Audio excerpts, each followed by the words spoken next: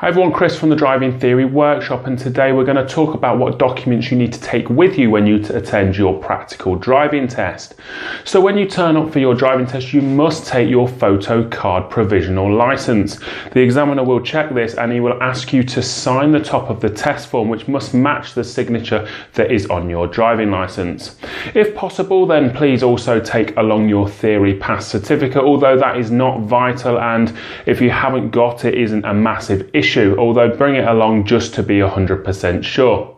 You don't need to take anything else with you unless you have an old paper form of a driving license, in which case you may need to take your passport with you. If you've got any questions with regards to that, then you can pop in a comment in the comments section below.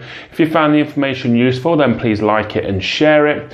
You can subscribe to our YouTube channel by searching for the Driving Theory Workshop, or join our online theory course at www.drivingtheoryworkshop.co.uk.